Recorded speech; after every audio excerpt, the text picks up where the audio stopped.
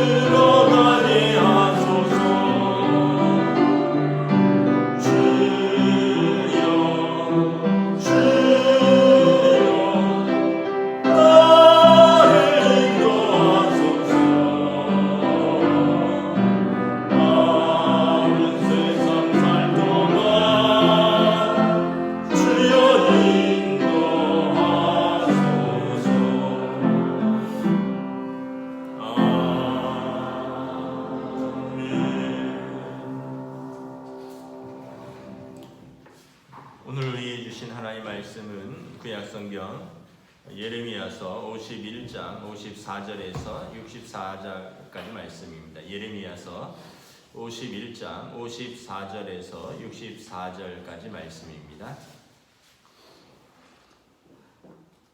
다 찾으신 줄 알고 저와 여러분들이 한 절씩 교도하도록 하겠습니다. 예레미야서 51장 54절에서 마지막 절입니다. 바벨론으로부터 부르짖는 소리가 들리도다. 갈대아 사람의 땅에 큰 파멸의 소리가 들리도다. 이는 여호와께서 바벨론을 황폐하게 하사 그 큰 소리를 끊으시며 원수는 많은 물같이 그 파도가 사나우며 그 물결은 요란한 소리를 내는도다. 곧 멸망시키는 자가 바벨론에 이르렀음이라. 그 용사들이 사로잡히고 그들의 활이 꺾이도다. 여호와는 보복의 하나님이시나니 반드시 보응하시리로다. 만군의 여호와라 일컫는 왕이 이와 같이 말씀하시되 내가 그 고관을 시인자들과 도백들과 태수들과 용사들을 취하게 하리니 그들이 영원히 잠들어 깨어나지 못하리라. 만군의 여호와께서 이와 같이 말씀하시니라. 바벨론의 성벽은 회파되겠고 그 높은 문들은 불에 탈 것이며 백성들의 수고는 헛될 것이요 민족들의 수고는 불탈 것인즉 그들이 쇠잔하리라. 유다의 시드기야 왕 제4년에 마세야의 손자 네리야의 아들 스라야가 그 왕과 함께 바벨론으로 갈 때에 선지자 예레미야가 그에게 말씀을 명령하니 스라야는 병참감이더라. 예레미야가 바벨론에 닥칠 모든 재난 곧 바벨론에 대하여 기록한 이 모든 말씀을 한 책에 기록하고 스라야에게 말하기를 너는 바벨론에 이르거든 삼가 이 모든 말씀을 읽고 말하기를 여호와여 주께서 이곳에 대하여 말씀하시기를 이 땅을 멸하여 사람이나 짐승이 거기에 살지 못하게 하고 영원한 폐허가 되리라 하셨나이다 하라 하니라. 너는 이 책 읽기를 다한 후에 책에 돌을 메어 유브라데 강 속에 던지며 함께 읽습니다. 말하기를 바벨론이나 나의 재난 때문에 이같이 몰락하여 다시 일어나지 못하리니 그들이 피폐하리라 하라 하니라. 예레미야의 말이 이에 끝나니라. 아멘. 할렐루야. 오늘 또 새날이 시작되었습니다. 하나님께서 은혜와 평강으로 함께하여 주시기를 축복합니다. 오늘 말씀은 이제 바벨론에 대한 하나님의 신탁이 끝나고 있습니다. 이제 하나님께서 예레미야에게 바벨론에 대한 심판의 말씀을 주신 것이죠. 그리고 이제 이 말이 이에 끝나니라 이렇게 말씀을 하고 있습니다. 그러니까 이 말씀은 예레미야 본인의 말이 아니라 하나님께서 예레미야에게 주셨다라는 것입니다. 그러니까 하나님께서 반드시 행하시겠다라고 말씀을 하는 것입니다.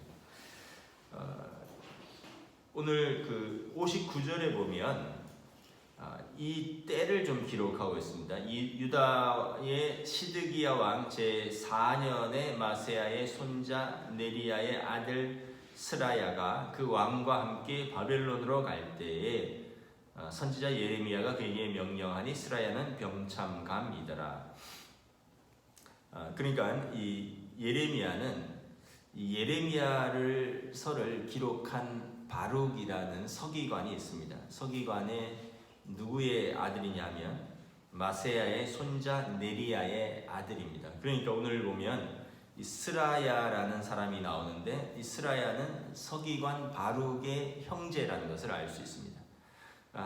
이 네리야의 아들 바룩이 예레미야를 도와서 예레미야서를 기록했고 그리고 그의 형제 네리야의 아들 스라야가 왕을 모시고 바벨론으로 갈 때 이 예언의 책의 말씀을 가지고 가는 것입니다.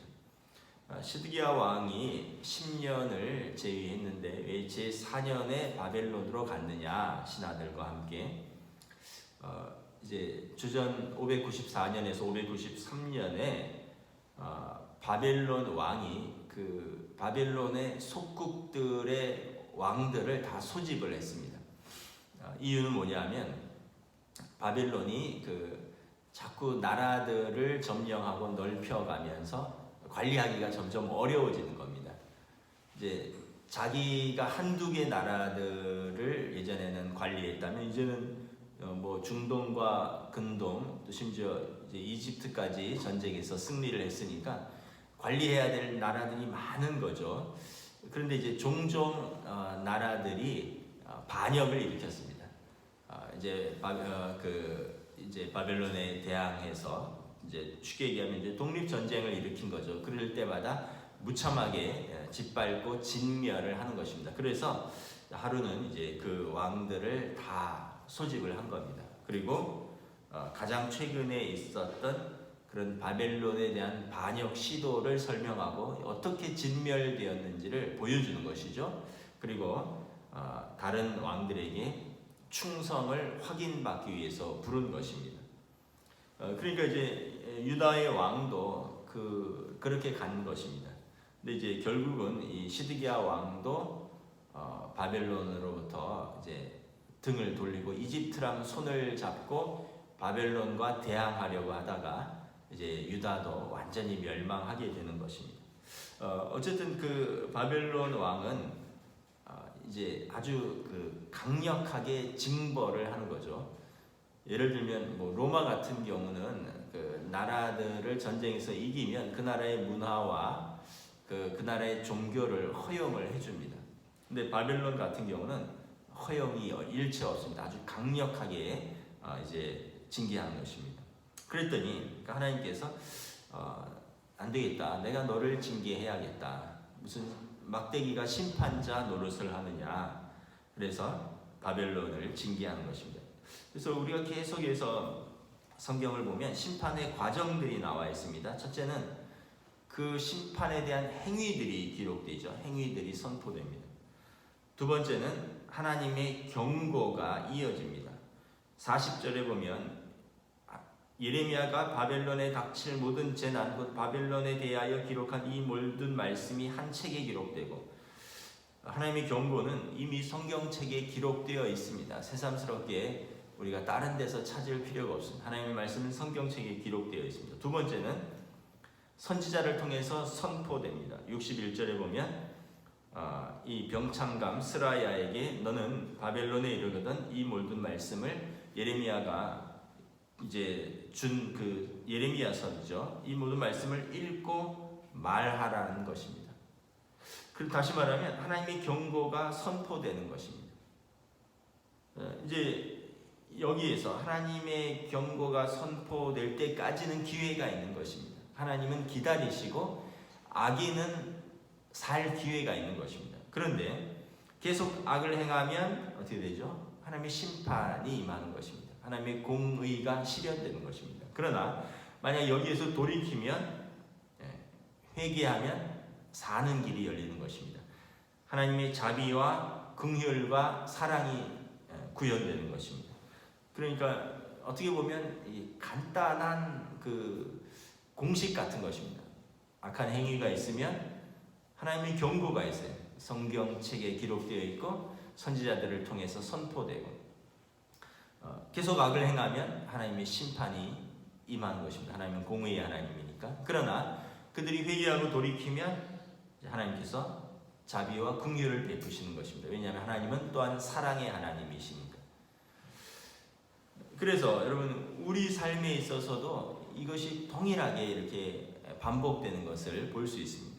성경에도 나와 있죠. 요나서를 보면 하나님께서 아수르에 대한 심판을 요나를 통해서 예고하십니다. 아수르의 니느웨 성이죠. 니느웨, 큰 성 니느웨로 가서 하나님의 심판이 멀지 않았다라고 선포하라는 것입니다. 니느웨는 바벨론에게 점령당하기 전에 그 아수르의 수도입니다. 그러니까 구바벨로니아라고 보면 되겠죠. 지금 그 니느웨는 아시리아의 수도는 지금 이라크의 모술 지방입니다. 그러니까 구바벨론의 수도는 이라크의 북쪽 지역이고 이제 신바벨론의 수도는 이제 이라크의 남쪽 지방이 되겠죠. 그 당시에 이제 이 니느웨는 아수르의 아주 강대국의 수도였습니다. 하나님께서 요나는 북이스라엘의 선지자죠. 하나님의 선지자가 그 먼 데까지 가서 하나님의 심판을 선포하는 것입니다. 요나는 가기 싫다고 하다가 하나님이 가라고 하니까 안 간다고 하다가 반대로 가다가 큰 물고기 뱃속에 들어갔다 우여곡절 끝에 가게 됐죠. 그 선지자가 가서 어떻게 합니까? 성경에 보면 한나절 씩 돌면서 선포를 합니다. 그러니까 억지로 한 거예요. 하기 싫은데도 안 하면 또 선지자가 하나님의 말씀을 선포하는 사람인데 안 할 수 없으니까, 이미 자기도 안 하려고 하다가 혼났으니까 아주 성의 없이 그냥 니느웨 성은 3일 길을 돌아야 되는 큰 성인데 그냥 한나절 씩 돌면서 하나님의 심판이 이르렀다라고 선포를 합니다. 근데 어떤 일이 벌어졌습니까? 니느웨의 왕이 듣고 온 나라에 조서를 선포합니다. 왕부터 백성에 이르기까지, 사람부터 짐승에 이르기까지 우리 다 하나님 앞에 회개하자. 왕복을 벗고 흔히 말하면 이제 상복을 입고 머리를 풀어 헤치고 제위에 앉아서 금식하면서 회개를 합니다. 그러면서 이렇게 이야기를 합니다. 하나님이 뜻을 돌이키사 그 진노를 그치사 우리가 멸망하지 않게 하시리라 할 줄 누가 알겠느냐. 이방의 왕이지만 하나님이 궁유를 기다리는 거죠. 하나님의 심판을 두려워하고 하나님의 은혜를 구하는 것입니다. 하나님이 어떻게 하십니까? 니느웨를 용서해 주십니다. 요나는 니느웨가 어떻게 멸망하는가 보려고 높은 언덕에 올라가서 이제 그 햇살이 뜨거우니까 박넝쿨 그 아래 앉아서 하나님이 어떻게 심판하시는가, 소돔과 고모라가 멸망할 때 막 불꽃놀이처럼 막 그 위에 하늘에서 불이 떨어지는 걸 구경하려고 니느웨 성이 어떻게 멸망하는가 이렇게 보는데 멸망하지 않는 거예요. 날은 뜨겁죠. 뭔가 일은 일어나야 되는데 일은 안 일어나죠. 벌레가 자기 머리 위에 있는 박넝쿨은 쪼아서 햇살은 더 뜨겁게 해서 따가우죠. 요나가 막 불편을 합니다. 아니 하나님 왜 멸망시키지 않냐고. 그리고 이 박넝쿨은 아니 이 개미 같은 벌레들이 쪼아 먹어서 내 머리를 이렇게 뜨겁게 하냐고 막 불평을 합니다. 그때 하나님께서 뭐라고 하셨습니까? 내가 수고도 아니하고 재배도 아니하였고 하룻밤에 났다가 하룻밤에 말라버리는 이 박넝쿨을 아꼈거든. 하물며 이 큰 성읍 니느웨에는 좌우를 분별하지 못하는 자가 12만 명이요 가축도 많이 있나니 내가 어찌 아끼지 아니하겠느냐. 하나님 니느웨 성을 용서해 주시는 거죠. 그 성에는 사람이 12만 명이나 산다는 것입니다. 좌우를 분별치 못하는 그런 어리석은 백성이 12만 명이나 살고, 또 하나님이 사람만 생각하시는 것이 아니라는 거예요. 가축도 많이 있는데 그들이 회개하는데 내가 어찌 용서하지 않겠느냐. 너는 하룻밤 났다가 네가 심지도 않고 재배하지도 않고 하룻밤 났다가 하룻밤 사이에 말라버리는 이 박넝쿨을 그렇게 아끼면서 12만 명의 생명과 거기에 있는 가축들은 어찌 아끼지 아니하느냐. 하나님이 용서하시는 하나님이라는 것을 보여주는 것입니다. 그러면 여러분 이제 우리 삶에서도 동일한 원리가 적용이 되는 것입니다. 우리에게 이미 성경이 주어져 있습니다. 성경이 주어지고 또 뭐 매일 또는 매주일 또 설교를 통해서 선포되고 또 여러분들이 기도하면서 무엇이 하나님의 뜻인지 알 것입니다. 모른다고 할 수 없을 것입니다. 그런데 우리가 계속 만약에 악한 길로 가면 이것은 이스라엘이든 바벨론이든 상관이 없는 것입니다. 하나님의 공의는 실현되는 것입니다. 이제 52장은 유다의 멸망이 선포됩니다. 51장까지는 바벨론의 멸망이 선포됐지만 52장에 보면 자기 백성에 대한 멸망이 선포되고 끝납니다. 그러니까 돌이키지 않으면 자기 백성이나 유대인이나 이방인이나 다 하나님의 공의의 심판의 대상이 되고, 돌이키면 하나님의 백성도 살고 이방인도 아까 말했듯이 니느웨 백성도 사는 것입니다. 그러니까 우리가 살려면 계속 내 뜻대로 해서는 살 길이 없다는 것입니다. 뭐 어떻게 해야 되죠? 우리가 하나님의 뜻을 알잖아요. 성경을 읽고 또 성경 말씀을 우리가 순종하는 거죠. 읽고 듣고 알면 그 길로 가면 사는 길이고, 읽고 듣고 알지만 계속 내 길로 가면 망하는 길입니다. 어떻게 보면 되게 간단한 공식입니다. 너가 이렇게 가면 살고 이 길로 가면 죽고, 성경은 분명하게 말씀하시는데 왜 당장 심판을 안 하시느냐? 기회를 주는 거죠. 우리에게 기회를 주는 것입니다. 하나님이 기다리시는 것이죠. 이 기회를 살리지 못하면 결국 하나님의 심판이 임하는 것입니다. 여러분 만약에 우리가 그 고속도로를 이제 타고 가는데 예전에 어떤 사모님이 운전 초창기에 이 차선 변경을 못했다는 거예요. 그래서 이제 운전 연습을 하려고 초보자가 또 초보자를 옆에 태우고 이제 고속도로를 달려야지 이제 마음이 간이 세진다. 그래야지 시내 하는 것보다 이제 고속도로를 달려봐야 된다고 고속도로를 딱 들어섰대. 서울 톨게이트를 통과해서 쭉 가는데 가다가 돌아와야 되는데 집으로 가려면 가다가 돌아와야 되잖아요. 차선을 못 바꾸는 거예요. 옆에 차는 막 100km로 쌩쌩 달리죠. 중간에 뭐 어디 휴게소를 들어가야 된다거나 중간에 어디 빠져서 돌아와야 되는데 차선을 못 바꾸는 거예요. 그래서 계속 갔다 뭐 부산까지 갔는지 그 얘기는 잘 모르겠어요. 제가 전에 섬기던 교회 담임 목사님 사모님 이야기인데 차선을 못 바꾸는 거예요. 차선을. 근데 여러분 돌아오려면 어떻게 돼? 차선을 바꾸고 회차를 해야 되는 거죠. 유턴이 뭡니까? 유턴이 인생에서 유턴이 회개죠. 회개. 돌이키고 회개해야죠. 근데 안 돌이키면 점점 더 멀어지는 겁니다. 점점 더 멀어지는 거예요. 여러분 우리가 이렇게 보면 모든 이치가 그렇습니다. 우리 건강도 마찬가지. 예를 들어서 어떤 분이 뭐 비만이다, 뭐 당뇨다, 또 어떤 증상이 있어요. 몸에 혈압이 있다. 그러면 어떻게 됩니까? 그럼 조절을 해야죠. 약을 먹고 음식을 절제하고 운동을 하고 조절을 하면 병이 있지만 그대로 가는 거예요. 근데 약을 안 먹어요. 음식은 계속 이전처럼 먹어요. 운동은 귀찮으니까 안 해요. 그럼 어떻게 되죠?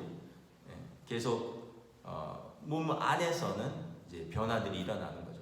계속 혈관이 탁해지고 또 뭐 염증 농도는 높아지고 혈압은 계속 올라가고 또 어느 순간에 안에서 탁 터지거나 이제 몸이 망가지는 거예요. 그 진단을 받으면 그걸 돌이켜야 돼. 방법을 아니까 식생활을 고친다거나 뭐 생활 습관을 고친다거나 근데 계속 그러지 않고 계속해서 병이 진단이 나왔음에도 불구하고 계속 이전의 음식과 생활의 패턴으로 가면 그것은 얼마 지나지 않아서 한계가 오면 몸이 병나는 그 상황이 오는 것이죠. 여러분 모든 관계도 마찬가지입니다. 가족 간의 관계도 성경에 다 나와 있습니다. 내 부모를 공경해라. 내가 땅에서 잘 되고 장수하리라. 내 자녀를 노엽게 하지 말고 주의 교양과 훈계로 양육해라. 아내는 남편을 공경하고 존중하고 남편은 아내를 내 몸처럼 사랑해라. 더 너보다 연약한 그릇으로 알고 함께 구원의 동반자로 알고 그를 귀하게 여기라. 그리고 아내는 남편을 마음에 안 들더라도 존중하라 했어요. 왜냐하면 너의 순종으로 말미암아 내 남편이 구원을 얻을지 어찌 알겠느냐. 베드로서에도 나와 있고 에베소서, 빌립보서, 골로새서 다 나와 있어요. 성경에 가족관계도 다 나와 있습니다. 그런데 계속 나는 내 식대로 살겠다는 거예요. 부모는 자녀를 포악하게 압제하고 자녀는 부모에게 함부로 대들고 남편은 아내를 무시하고 아내는 남편을 끊임없이 바가지 긁고 그리고는 회복이 안 된다는 거예요. 부부 사이가 회복이 안 된다는 거예요. 부모 자식 사이가 회복이 안 된다는 거예요. 근데 여러분 성경이 그대로 나와 있잖아요. 그러함에도 불구하고 나한테 잘해줘서가 아니라 하나님의 말씀을 지키다 보면 관계가 개선되는 거예요. 관계가 개선이 되면 내가 잘하겠다는 게 아니라 내가 순종하면 관계가 개선되는 거예요. 내 몸이 좋아지면 나는 음식이고 운동이고 하겠다는 게 아니라 내가 음식과 운동을 통해서 내 습관을 바꾸면 내 몸이 좋아지는 거예요. 여러분 우리가 다 반대로 생각하는 거죠. 하나님과의 관계에서도 마찬가지입니다. 하나님의 심판이 이루어지기 전에 계속해서 경고와 메시지들이 선포됩니다. 성경책이 기록되어 있고 또 우리에게 기도해 주는 사람 또 우리에게 말씀을 전하는 사람들이 계속해서 우리에게 조언을 합니다. 근데 나는 내비도 난 원래 이렇게 타고나서 이렇게 살다 죽을래. 그러면 어떻게 되는 거예요? 그냥 그렇게 살다 죽는 거예요. 기회가 안 오는 거죠.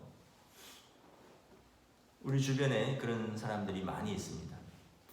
하나님의 말씀에 대해서 듣긴 들어도 유다나 바벨론처럼 예레미야에게서를 통해서 말씀이 선포되어도 듣긴 들었지만 모르지 않지만 그냥 계속 그 길로 가는 사람들이 있습니다. 또 어쩌면 저도 그렇고 여러분들도 어떤 부분에서는 또 그런 부분들이 있을 것입니다. 그래서 우리 삶에서 여러분 크고 작은 심판들이 거의 매일 일어납니다. 결코 우연한 것도 아니고 운이 좋아서 아니면 운이 나빠서가 아닙니다. 하나님이 우리를 계속해서 성령을 통해서 하나님의 뜻대로 인도하시기 위해서 때로는 사람 채찍과 인생 막대기로 때로는 기다리시고 용서해 주시고 다양하게 하나님께서 우리를 인도하시는 것입니다. 그러나 마지막에는 우리가 더 기회가 없을 것입니다. 하나님의 심판대 앞에 섰을 때는 그때는 기회가 없을 것입니다. 누구도 예외가 없습니다. 특별히 오늘 예레미야서를 이제 맞춰져 갑니다. 하나님은 돌이키면 용서해 주십니다. 어떠한 큰 죄도 하나님 앞에서 용서받지 못할 죄는 없습니다. 저와 여러분들이 말씀을 통해서 우리가 또 여러분들 새벽에 기도하시는 분들이죠. 또 뭐 말씀을 읽기도 하고 또 듣기도 하고 쓰기도 하시잖아요. 그러나 그것으로 끝나서는 것이 아니라 저와 여러분들이 순종하여서 하나님의 뜻대로 우리의 삶을 날마다 하나님이 기뻐하시고 원하시는 뜻으로 날마다 조금씩 나아가는 그러한 은혜의 삶이 되시기를 주님의 이름으로 축복합니다. 아멘. 기도하겠습니다. 하나님 은혜를 감사합니다. 오늘 하나님께서 선지자 예레미야를 통하여 말씀하시고 예레미야는 바룩을 통해서 기록하고 바룩의 형제 스라야를 통해서 이 말씀을 가지고 바벨론에 가서 전하라 라고 말을 합니다. 이미 하나님의 말씀은 성경에 기록되어 있고 예레미야를 통해서 또 바룩을 통해서 또는 스라야를 통해서 읽고 선포되고 그리고 하나님의 계획과 하나님의 뜻이 선포되었습니다. 그리고 하나님이 심판하시기까지 하나님의 기다리심이 있고 또 그들에게 회개의 기회를 주십니다. 그러나 그들이 끝까지 회개하지 않는다면 하나님의 때가 다 차면 하나님께서 뜻을 돌이키지 아니하시고 공의의 하나님께서 심판을 통해 하나님의 공의를 이 땅에 이루시겠다 말씀을 하십니다. 오늘 우리의 삶에서도 동일한 줄 믿습니다. 하나님은 공의의 하나님이시고 또한 하나님은 사랑의 하나님이십니다. 예수 그리스도를 통하여 우리 죄를 용서하시는 사랑의 하나님입니다. 그러나 우리가 하나님의 뜻을 알면서도 순종하지 않고 우리가 계속해서 악한 길로 행한다면 하나님께서 사랑하는 자녀를 돌이키시기 위해서 사람 채찍과 인생 막대기로 징계하시겠다라고 분명하게 말씀하셨습니다. 오늘 이 세상 땅끝까지 복음이 선포되기까지 하나님께서 하나님의 심판을 지연하시는 것은 미루시는 것은 이 땅의 사람들에게 기회를 주시는 것이다 라고 성경은 말씀을 하는 것입니다. 그러므로 회개하는 자는 살 것이요 끝까지 회개하지 않는 자는 공의의 하나님 앞에 그 준엄한 심판대 앞에 자기 죄를 들고 서게 될 것이라 성경은 말씀하고 있습니다. 그러므로 오늘 하루도 우리가 하나님의 뜻을 알고 또 읽고 듣고 깨달았으니 작은 것에서 순종함으로 하나님의 선하시고 기뻐하시고 온전하신 뜻으로 나아가는 은혜의 삶으로 인도하여 주시옵소서. 감사를 드리오며 우리 주 예수 그리스도 이름으로 기도드리옵나이다. 아멘. 하늘에 계신 우리 아버지, 아버지의 이름을 거룩하게 하시며 아버지의 나라가 오게 하시며 아버지의 뜻이 하늘에서와 같이 땅에서도 이루어지게 하소서. 오늘 우리에게 일용할 양식을 주시고 우리가 우리에게 잘못한 사람을 용서하여 준 것 같이 우리 죄를 용서하여 주시고 우리를 시험에 빠지지 않게 하시고 악에서 구하소서. 나라와 권능과 영광이 영원히 아버지의 것입니다. 아멘.